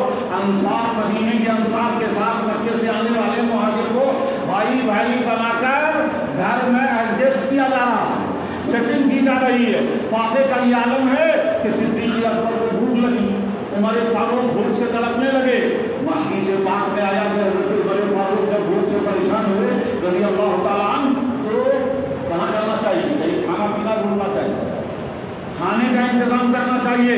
ذرا دیکھیں کس سے میلاد منانے کی بات کرتے ہیں. کھانے پانی کا انتظام نہیں سوچا، بھوک نے زیادہ ستایا تو گھر سے مسجد نبوی آ گئے، مسجد نبوی آ گئے. اور کچھ دیر کے بعد حضرت ابو بکر بھی آ گئے. ابو بکر بھی اچھا وہ وقت ایسا تھا کہ کہ اللہ کے رسول صلی اللہ علیہ وسلم ایز پر روٹین کے حساب سے معمول کے اعتبار سے اس وقت نکلتے نہیں تھے، لیکن حضرت عمر فاروق پہنچ گئے تو انہوں نے پوچھا عمر کیسے آنا ہوا، کیسے آ گئے؟ تو حضرت عمر نے فرمایا وجہ صدیق اکبر عمر فاروق دونوں کی ایک ہی وجہ ایک ہی تھی آنے کی، اس بے وقت آنے کی وجہ ایک ہی تھی، جواب کا جملہ الگ الگ۔ حضرت عمر سے پوچھا کیسے آنا ہوا؟ کہا یا رسول اللہ آپ بھوک نے بے حد ستایا، پریشان کر دیا، بےتاب ہو گیا ہوں تو آپ کی بارگاہ میں حاضر ہو گیا، آپ کی بارگاہ میں حاضر کر گیا۔ حضرت ابوبکر سے پوچھا، روایت پایا کہ صدیق اکبر جب تشریف لائے تو رسول پاک صلی اللہ علیہ وسلم بے وقت عمرے سے باہر آ، اندازہ ہو گیا، دل کو دل سے راہ ہوتی ہے، خبر ہو گئی کہ ابوبکر آئے ہیں، بے چین دل آیا ہے، عاشق آیا ہے، باہر آ گئے۔ پوچھا ابوبکر تم کس لیے آئے ہو؟ کہا یا رسول اللہ آپ کی زیارت کے لیے آیا ہوں، دیدار کے لیے آیا ہوں۔ وجہ دونوں کی ایک تھی، آنے کی وجہ بھی ایک تھی۔ کیوں آئے تھے، کس لیے آئے تھے؟ دونوں ایک تھی۔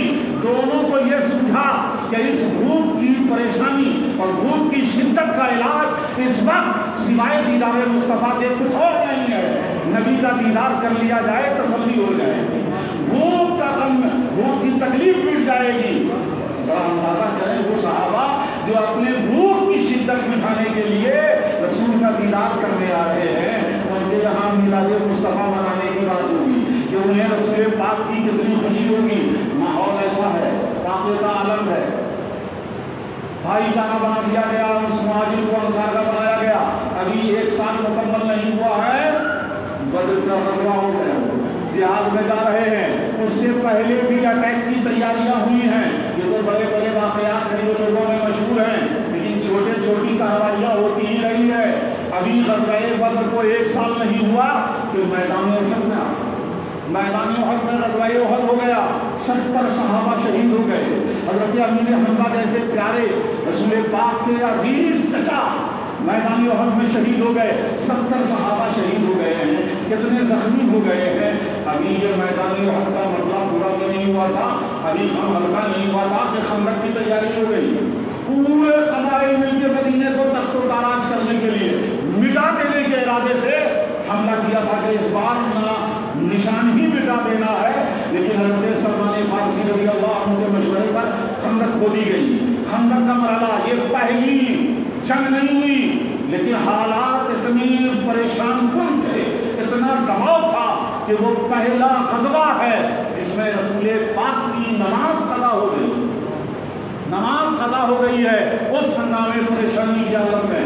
یہ حالات چلتے رہے میرے پیارے، حضور کا وصال ہوا ہے تو منکرین زکات کا فتنہ اٹھا، مرتدین کا فتنہ، لوگ مرتد ہونے لگ گئے، انکار زکات کر دیا۔ صدیق اکبر ان کو دیکھ رہے ہیں، کئی محاذوں پہ جانا پڑا۔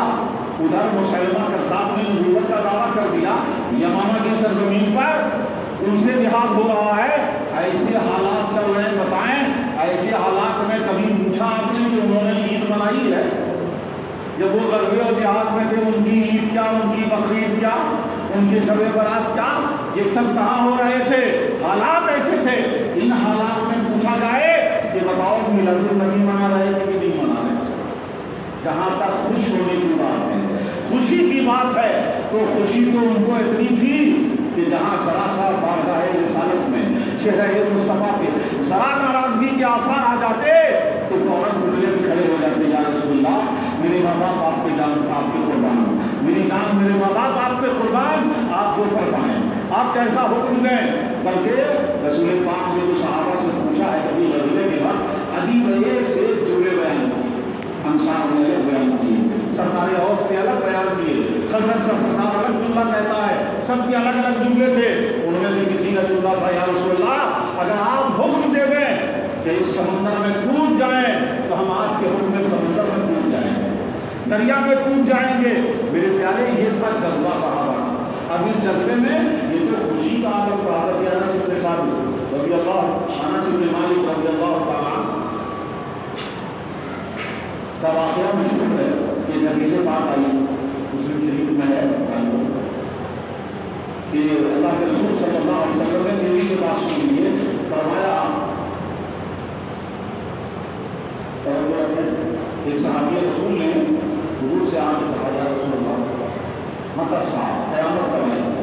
تیزی سے سنو، آپ سن چکے ہیں اس سے پہلے۔ حضور نے فرمایا تم نے قیامت کے لیے تیاری کر لی؟ کتنی تیاری کر لی ہے قیامت کے لیے؟ جو قیامت کے بارے میں پوچھ رہے ہو کہ قیامت کب آئے گی، قیامت کو گیس کرنے میں، قیامت کو میں صاف دینے کی تیاری کر لی ہے؟ کہا رسول اللہ نہیں، قیامت کی تیاری تو نہیں کی ہے، بلا کتنی احب اللہ و رسول، لیکن میں اللہ اور اس کے رسول سے محبت کرتا ہوں۔ اب یہ تو انہوں نے کہا، اللہ کے رسول نے کیا فرمایا؟ فرمایا المرء مع من احبب، کہ آدمی اسی کے ساتھ اٹھایا جائے گا جس سے وہ محبت کرتا ہے۔ جاؤ اور اے شخص تو بھی تیرا حشر اسی کے ساتھ ہوگا جس سے تو محبت کرتا ہے۔ یعنی اشارے میں تھا کہ تو اگر رسول سے محبت کرتا ہے، نبی سے محبت کرتا ہے صلی اللہ علیہ وسلم، تو نبی کے ساتھ تیرا حشر ہوگا۔ تجھے خوشخبری ہو رہتے ہیں، فرماتے ہیں یہ جملہ سن کر توجہ چاہوں گا، رسول پاک کی زبان سے یہ جملہ سن کر ہم اتنے خوش ہوئے کہ خوشی میں وجد کرنے لگے۔ آج کے جملوں میں آپ کہہ سکتے ہیں کہ فرماتے ہیں کہ کبھی بھی عید میں بھی ہمیں اتنی خوشی نہیں ہوئی جتنی خوشی مصطفیٰ کی زبان سے یہ جملہ سن کر ہوئی ہے، اور اس پر ہم اتنے خوش ہوئے کہ وجد کرنے لگے۔ عام زبانوں میں کہیں گے خوشی میں ناچنے لگے، خوشی میں ناچنے لگے۔ میرے پیارے صحابہ نے بتا دیا کہ نماز پڑھ رہے ہیں، روزہ رکھ رہے ہیں، زکات دے رہے ہیں، حج کر رہے ہیں، عبادات کر رہے ہیں، اور ساری عبادات پر حدیث و قرآن میں بشارتیں موجود ہیں، جنت کی بشارتیں، رضوان کی بشارتیں، مغفرت کی بشارتیں، اللہ کے قرب کی بشارتیں، سارے پھل جنت کے سورہ رحمان، سورہ واقعہ پڑھیے، اس میں حوروں کا ذکر، خیموں کا ذکر، محلات کا ذکر، اور کیا کیا ذکر ہے، ساری نعمتوں کا ذکر ہے۔ اور جن لوگوں کے لیے ہے اسے بھی قرآن نے بتا دیا کہ نمازیوں کے لیے، مومنوں کے لیے، متقین کے لیے، پرہیزگاروں کے لیے ہے، اللہ کے نیک بندوں کے لیے۔ ساری نعمتوں کا ذکر تو قرآن میں تھا، لیکن عبادت سے جڑ کے تھا۔ ساری عبادت کرتے رہے، لیکن اس پر اتنا خوش نہیں ہوئے، کیونکہ عبادت کرنا اور ہے، اور عبادت پر قبولیت کا اعتماد کر لینا اور ہے، عبادت پر قبولیت کی گارنٹی ملنا اور ہے۔ لیکن رسول پاک سے محبت پر انہیں ایسا یقین تھا کہ انہوں نے جب فرما دیا کہ تو محبت کرتا ہے تو جس سے محبت کرتا اس کے ساتھ تیرا حشر ہوگا، تو اس پہ خوش ہو گئے، اس لیے کہ اسے پر یقین تھا کہ ہم رسول پاک سے محبت کرتے ہیں، اس محبت پر یقین تھا، اس لیے خوشی میں بیت میں جھومنے لگے۔ میرے پیارے ذرا سوچیں کہ وہ صحابہ کا دور، یہ سب جہاد کا، غزوے کا، دشمنوں سے لڑنے کا، حملے کا، بھوک باقا، اب یہ سارے معاملات ہیں۔ ایک بڑا ایک اچھا سمجھدار آدمی آرام سے سمجھ سکتا ہے کہ جب بھی کوئی نیا مشن، نئی تحریک کی شروعات ہوتی ہے تو پہلے اس کی بنیاد مضبوط کی جاتی ہے۔ جب وہ بنیاد مستحکم ہو جاتی ہے، معاملات سیٹ ہو جاتے ہیں، اصول و ضوابط مرتب ہو جاتے ہیں۔ رسول پاک صلی اللہ علیہ وسلم کے بعد میں نے بتایا صدیق اکبر کا زمانہ بھی کتنوں میں گزرا، ان کے لیے زکات کا فتنہ، متقین کا فتنہ، مغربہ قذاب کا فتنہ، فتنے پہ فتنہ چل رہا تھا، اور 2 سال چند مہینے صدیق اکبر خلیفہ رہے۔ حضرت عمر فاروق کا دور آیا تو پورا ایران سے لے کے عراق تک پورا میدان سجا ہوا تھا، میدان سجا ہوا تھا۔ 10 سال کی حکومت، 10 سال کے بعد دیکھتے دیکھتے نکل جاتے ہیں، 10 سالوں کا معاملہ ہے۔ حضرت عثمان غنی کا زمانہ آیا، 12 سال کی حکومت میں 6 سال کو تھوڑا سکون رہا، اس میں بھی غزوات، جہاد سب چلتے رہے، اور 6 سال اگلا تو کتنے ہی میں چلا گیا، اگلا تو کتنے ہی میں چلا گیا۔ یہ سارے دور گزرے ہیں۔ حضرت علی کا زمانہ آیا، حضرت امیر معاویہ سے اختلاف ادھر جو ہے، خوارج نکل گئے، خوارج سے جہاد اندر سے کتنا پردازوں کے فتنے چلنے لگے، ناصبیوں کا دور آ گیا، ناصبی پیدا ہو گئے، خارجی پیدا ہو گئے، یہ سارے فتنے چلتے رہے۔ یہ وہ دور ہو سکتا تھا جس میں سکون کے ساتھ جشن میلاد النبی منایا جائے۔ جشن میلاد النبی منانے میں خوش ہونے کا دور تو ہر دور میں تھا، ہر وقت تھا کہ نبی کی آمد پر، رسول پاک کے وجود پر، حضور کے امت، حضور سے امتی کی نسبت، امت کی ہونے کی نسبت کے حصول پر نازم تھے، خوش تھے، فخر کرتے تھے، بلکہ اپنے لیے سب سے بڑی اور آخری سعادت سمجھ رہے تھے۔ یہ تو طے تھا کہ سب رسول پاک پر کی خوشی میں تھے کہ ہمیں رسول ملے ہیں، ہمیں امتی ہونے کا شرف ملا ہے، لیکن اس خوشی کا جشن کی شکل میں اظہار کرنا میرے پیارے وہ ماحول اور وہ دور ہی نہیں تھا، وہ انڈیویجول دور تھا، وہ انفرادی طور پر خوش تھے، اور سب جب موقع ملتا تھا ہمارے آپ کی طرح سے دنیا اور دنیا کے تذکرے نہیں ہوتے تھے، بلکہ صحابہ کا دور دیکھیں گے تو پورے دور میں جہاں دیکھیے تو ذکر ہے تو دین ہی کا ذکر ہے، قرآن کا ذکر ہے، رسول پاک کی احادیث مرتب ہو رہی تھی 3 صدی میں حضرت امام مالک کے زمانے میں، اور اس کے بعد سے تو حدیث مرتب ہونے لگ گئی تھی، ابھی تو حدیث مرتب نہیں ہوئی تھی، بہت سارے احکام واضح نہیں ہوئے تھے، صحابہ سے سن کے ایک سے دوسرے سے سن کے سمجھ کے ابھی تو ٹریننگ اور احکامات مکمل ہو رہے تھے، اللہ کی طرف سے، اللہ اور اس کے رسول کی طرف سے دین کی تعلیمات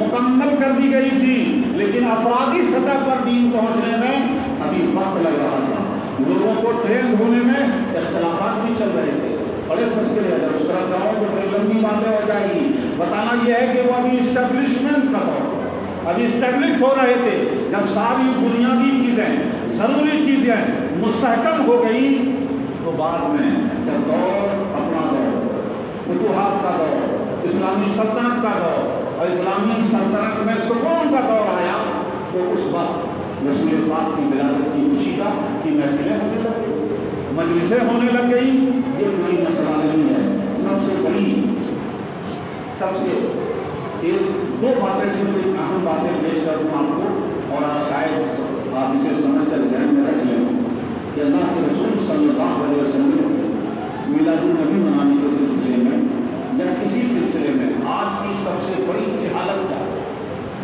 میں اسے جہالت کہتا ہوں، الحمدللہ جہاں بھی گیا میں تو ایسا نہیں ہوں کہ میں ایک قومی میں رہ گیا ہوں اس لیے میں یہاں بیٹھ کے بھی نام لیا ہوں، ایسا نہیں ہے، الحمدللہ جہاں تک ہندوستان میں ہے کوئی بڑے شہروں میں جاتا ہوں، سارے علماء ہیں، سب کچھ ہے، اور جاتے آتے کوئی دوسری زبان کے علماء وغیرہ سے کوئی ملاقات ہوتی رہتی ہے، پھر بھی مل جاتے ہیں، کہیں مل جاتے ہیں، وہ سب ہوتا رہتا ہے، اس لیے میں کوئی یہاں بیٹھ کے نہیں بول رہا ہوں، لیکن میں پوری ذمہ داری سے کہہ رہا ہوں کہ اس وقت مسلمان کہلانے والی جماعتوں میں عوام میں نہیں، علماء کی سطح پر جو سب سے بڑی جہالت ہے، سب سے بڑی جہالت جو چل رہی ہے 100 سال سے، وہ یہ ہے کہ دین میں سمجھیے کہ دین میں اگر کوئی کہہ دے کہ یہ فرض ہے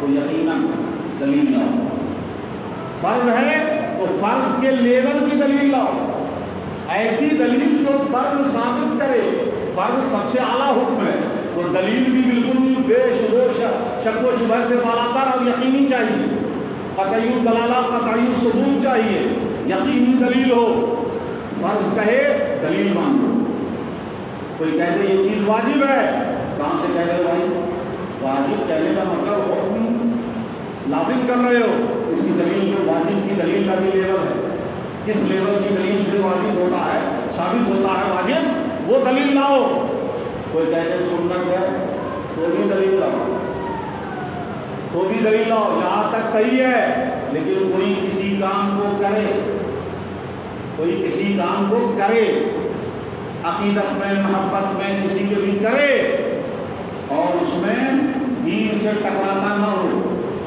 دین کے خلاف کوئی بات اس میں نہ آ جائے، دین کو ڈیمیج کرنے والی کوئی بات نہ ہو، دین کے عملی اعتبار سے یا جذبے کے اعتبار سے یا فکری اعتبار سے ڈیمیج کرنے والی کوئی بات نہ ہو، اور وہ کر دے، کوئی کام کرے تو اسے نہیں پوچھا جائے گا، وہ فرض ہے، اگر پوچھے فرض ہے، نہیں بھائی میں فرض نہیں کرتا، واجب ہے نہیں، سنت ہے نہیں، تو کیوں کر رہے ہو، میں جائز سمجھ کے کر رہا ہوں کہ کچھ فائدے کے تحت کر رہا ہوں، کچھ فائدہ سمجھ کے کر رہا ہوں، تو جب اتنا ہو جائے کہ جائز سمجھ کر یا مستحب سمجھ کر اس کے اندر ہونے والے فائدے کو دیکھتے ہوئے، مستحب جس میں کچھ اچھائی ہو وہ دیکھتے ہوئے کوئی عمل کوئی کر رہا ہے، تو اب دلیل اس سے نہیں پوچھی جائے گی، اب دلیل روکنے والے سے پوچھی جائے گی کہ وہ فرض تو نہیں کہہ رہا، فرض ہوتا تو حکم چاہیے، واجب ہوتا تو حکم چاہیے، سنت ہوتا تو ثبوت چاہیے،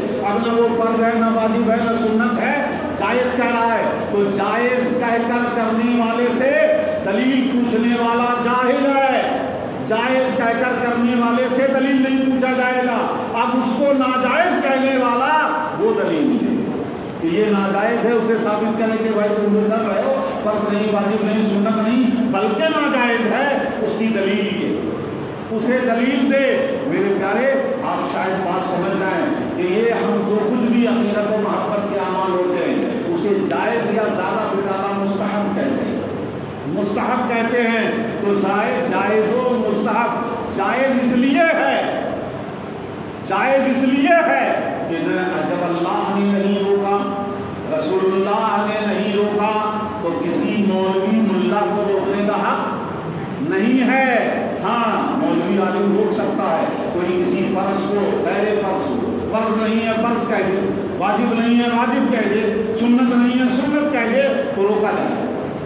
اب کیونکہ ہمارے پاس فرض واجب سنت کے لیے ہے دلیلیں، ہے باؤنڈری اس کے لیے، ہے اصول اس کے لیے، تو ہم روک سکتے ہیں۔ لیکن جب جائز کہا کہ نہ ہم فرض و واجب نہیں کہتے، جائز، اور جائز کے بعد اس سے یہ فائدے ہیں، توجہ چاہوں گا، جائز ہے اور اس سے یہ فائدے ہیں۔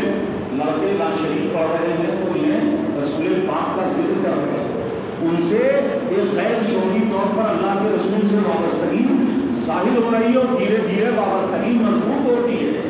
انہیں نبی کی نام پڑھنے جو کار ثواب ہے، رسول پاک کی تعریف کرنے کا موقع مل رہا ہے، سننے والے کو سننے کا موقع مل رہا ہے، حضور کی سیرت، عظمت، تعظیم، فضیلت، محبت، مرتبے، مقام، سنت، سیرت کی تعلیم ہو رہی ہے۔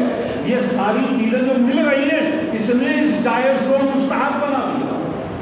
اس اچھی چیزوں نے اس نام پر، میلاد النبی کے نام پر، عید میلاد النبی کے نام پر، جشن میلاد النبی کے نام پر لوگوں کے دلوں میں جذبات پیدا کرنا، اور جذبات پیدا کر کے جذبات تیزی سے آپ بات سمجھ لیں، میں جلدی سے 2-4 منٹ میں بات ختم کر دیتا ہوں کہ لوگوں کے دلوں کے جذبات کو ابھارنا یہ بھی کار ثواب ہے۔ آپ میری بات کو شاید نہیں کیچ کر پائے ہوں گے، میں سمجھا دوں۔ ایک ہوتا بندہ اگر باشعور ہے، یاد آیا حضور کی سیرت جانتا ہے، عظمت جانتا ہے، خوش ہو رہا ہے، جذبات میں آ رہا ہے، دل میں رغبت پیدا ہوئی، درود پاک پڑھ رہا ہے، حضور کا ذکر کر رہا ہے، یہ اس کے اندر اپنی خوشی ہوئی۔ لیکن ہر کیفیت سب کے اندر نہیں ہوتی ہے۔ اگر کچھ ایسا ماحول بنایا جائے کہ جو خوش طبیعتیں ہیں، جو بے علم طبیعتیں ہیں، ان کے اندر بھی اپنے نبی کے لیے جذبات پیدا ہو جائیں، تو یہ کاروائی بھی کار ثواب ہے کہ دوسروں کو جذبات میں شریک کر دینا، ان کے اندر دلوں میں نرمی پیدا کر دینا، ان کی توجہ کو رسول پاک اور دین کی طرف متوجہ کر دینا۔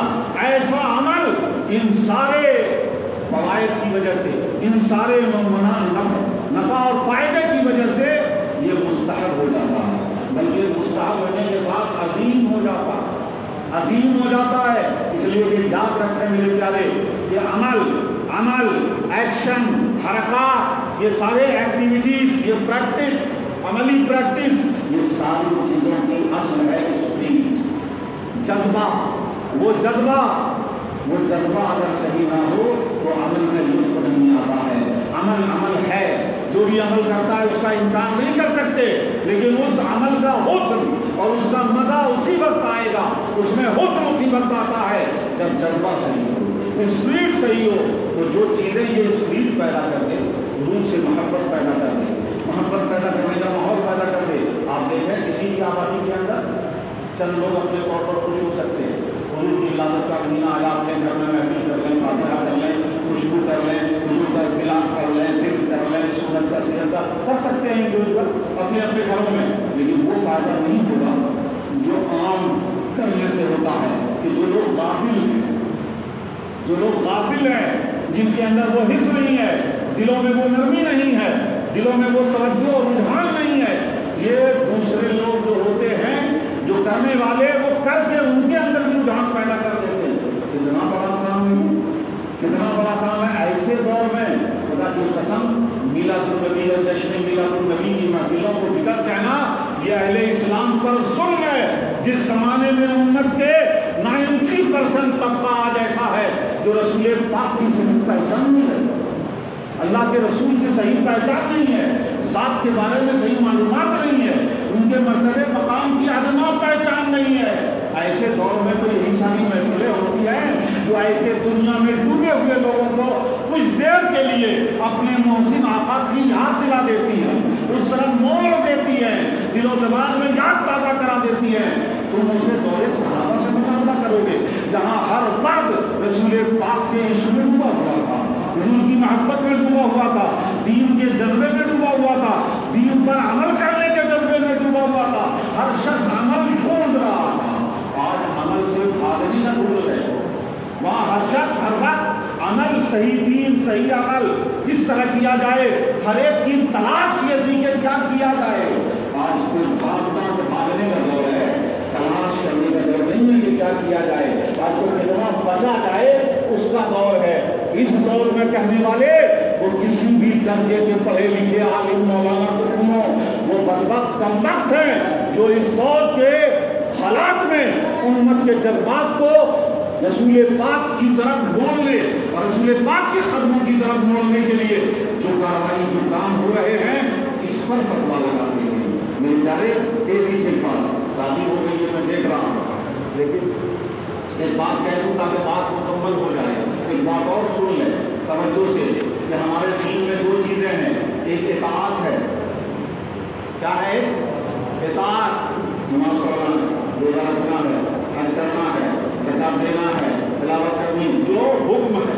अब हुक्म किसी दर्जे का हो, फर्ज हो, वाजिब हो, सुन्नत हो, मुअक्कदा हो, गैर मुअक्कदा हो, किसी भी दर्जे का हो, उसको अदा करना, हुक्म को अदा करना क्या है? इताअत। क्या नाम है सर? इताअत। कहते ना इताअत करना मर्दानी को, अल्लाह की इताअत करो, रसूल की इताअत करो। ये एक्शन, ये बात, ये प्रैक्टिस, ये सारे इबादत, ये इताअत है। इताअत सुनो, इताअत के लिए दलील पूछो। इताअत के लिए अगर कोई कहे ये करना इताअत है तो सबूत को कहे ये इताअत है, ये फरमा बरदारी है, तो फरमा बरदारी फारसी का लफ्ज़ है, हम उसको तोड़ेंगे तो होगा फरमान बरदारी। तो इताअत को माना फरमा बरदारी। तो अगर फरमान बरदारी है तो फरमान चाहिए, अल्लाह का फरमान, रसूलुल्लाह का फरमान चाहिए। मेरे प्यारे, तो फरमा बरदारी के लिए दलील चाहिए, हुक्म चाहिए। अल्लाह ने दो चीज़ों का हुक्म दिया है, इताअत करो और अल्लाह उसके रसूल से मोहब्बत करो। सुनो, इताअत एक जज्बा है कि मैं रसूलुल्लाह की इताअत करूँ, हुजूर की इताअत करने, पैरवी करने, सुन्नत पर अमल करने, फर्ज पर अमल करने का एक जज्बा होता है, स्पीड। और वो स्पीड जाहिर होता है अमल की शक्ल में, नमाज बनकर, रोज़ा बनकर, नफ़ल बनकर, तिलावत करके। ये सारे एक्शन उस जज्बे इताअत का ज़हूर है, वो स्पीड का ज़हूर है। मेरे प्यारे, जज्बे इताअत जो अंदर स्पीड है उसको जाहिर करने के लिए अल्लाह ने काम बता दिए हैं कि ये करोगे तो ये तुम्हारे उस जज्बे इताअत का सबूत होगा। लेकिन मैं चैलेंज करता हूँ कि अल्लाह ने हुक्म दे दिया मोहब्बत करो, लेकिन मोहब्बत को जाहिर करने के लिए एक्शन बताया ही नहीं। कहीं नहीं है एक दो दिन के अंदर बता दिया हो कि ये करो तो मोहब्बत साबित, नमाज पढ़ो तो इताअत साबित, रोज़ा करो तो इताअत साबित, हज करो तो इताअत साबित, नफ़ल पढ़ो तो इताअत साबित। लेकिन कोई मुझे एक अमल बता दे जिसे अल्लाह ने कहा ये करोगे तो इताअत, मोहब्बत साबित नहीं बताया। मोहब्बत भी जज्बे का नाम है और इताअत का जज्बा भी होता है। इताअत की भी स्पिरिट है, मोहब्बत की भी स्पिरिट है। यानी तवज्जो रखना, इताअत की स्पिरिट को प्रैक्टिकल में लाने के लिए एक्शन है, अमल है, इबादत है। मोहब्बत की स्पिरिट को लाने के लिए कोई एक्शन नहीं दिया गया है। जिसकी मोहब्बत कैसी होगी, जिस वक्त होगी, जिस माहौल में होगी, उस माहौल में वो जाहिर करे, वही उसका अमल होगा, वही उसका महाअमल होगा। मेरे प्यारे, तवज्जो चाहूंगा, अगर आप बोलेंगे तो मैं इतनी बातें इस पर आएंगी। सुनो, सिद्दीक़ अकबर गारे सौर में पैर रखे हुए सांप काट रहा है, हिल नहीं रहे। ये जज्बे मोहब्बत का सबूत है, ये अमल जज्बे मोहब्बत का सबूत है। वही सहाबा हैं, रसूल पाक सल्लल्लाहु अलैहि वसल्लम की बारगाह में रसूल पाक के वज़ू का पानी मैदान हुदैबिया में गिरने नहीं गिरे, अमल नहीं बताया था अल्लाह रसूल ने। जिस वक्त जिस मूवमेंट पर सहाबा के उस मोहब्बत के जज्बे ने एड़ लगाई, महनेज लगाई, तहरीक दी, उभारा, जिस वक्त उभारा और उस मोहब्बत में जो अमल किया वही अमल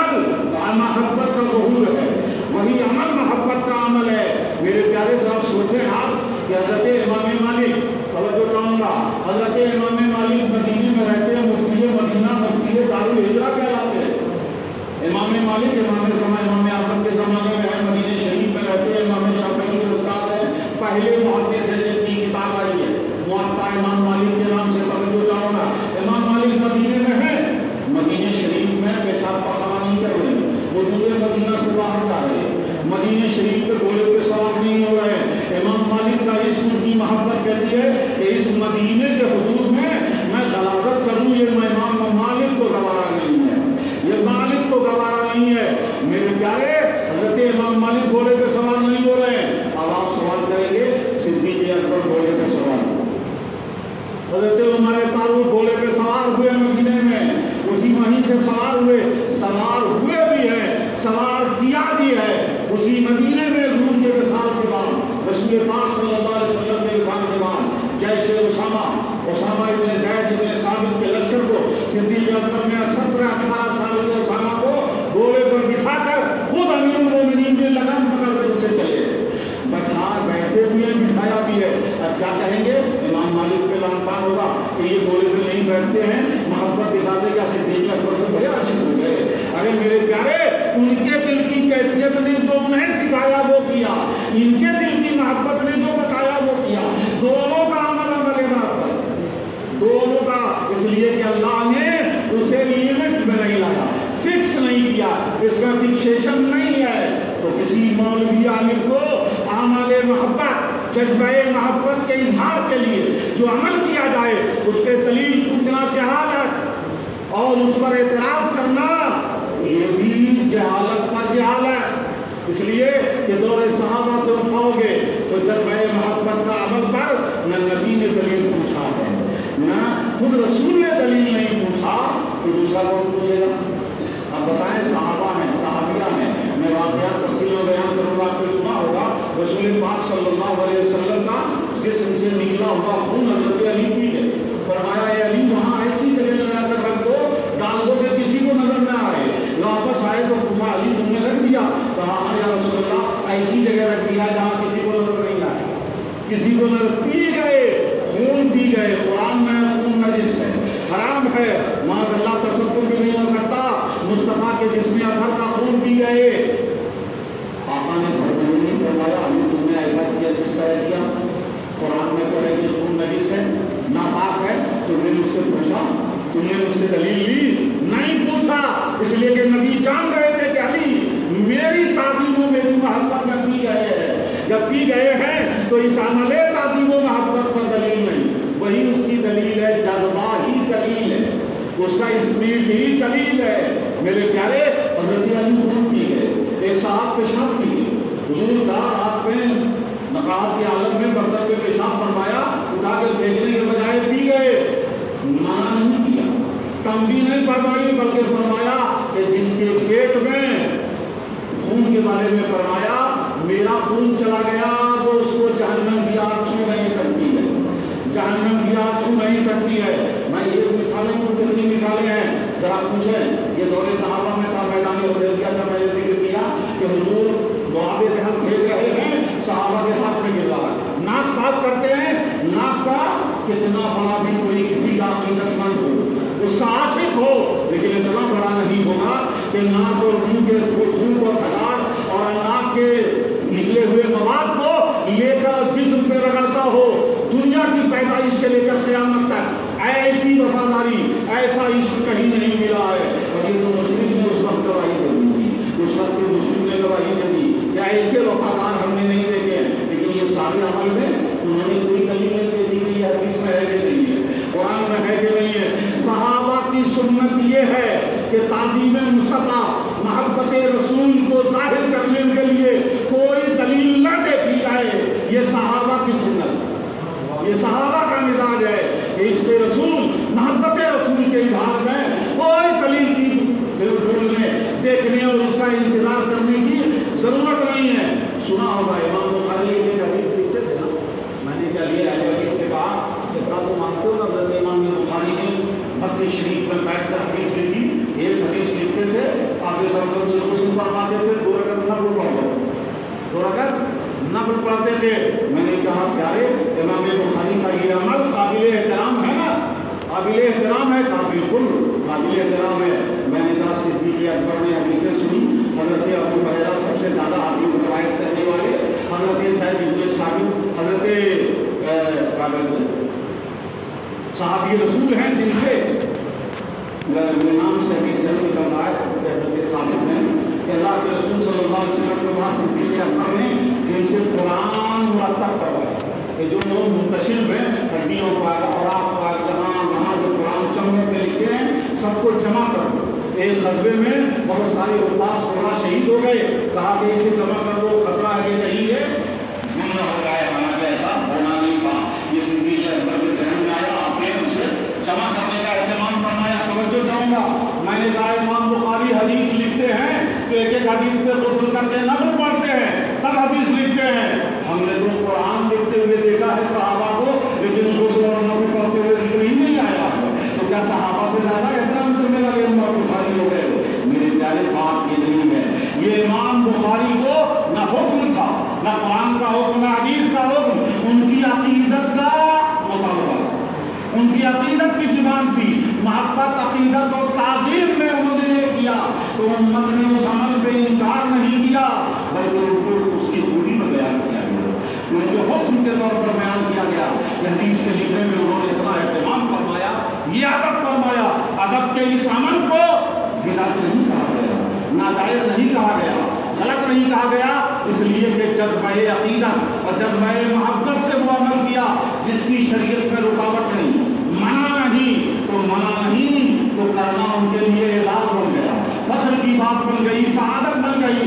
इसीलिए मेरे प्यारे आखिरी बात फिर कंक्लूजन करके जुमला दे दूं कि जज्बे इताअत के ज़ुहूर के लिए, जज्बे इताअत को ज़ाहिर करने के लिए अल्लाह ने अमाल और इबादत किए हैं। जज्बे मोहब्बत के ज़ाहिर करने के लिए कोई फिक्स अमल नहीं दिया है। जिसका जज्बे मोहब्बत जिस वक्त, जिस ज़माने में, जिस कंडीशन में जो अमल जज्बे मोहब्बत और अकीदत से करा ले वो अमल जायज़, मुस्तहब, मुस्तहसन, काबिल सवाब है। और उस अमल की दलील उसका जज्बे मोहब्बत ही दलील है। किसी कुरान और हदीस की दलील पूछने वाला उम्मत का जाहिल, उम्मत को गलत अगर और गलत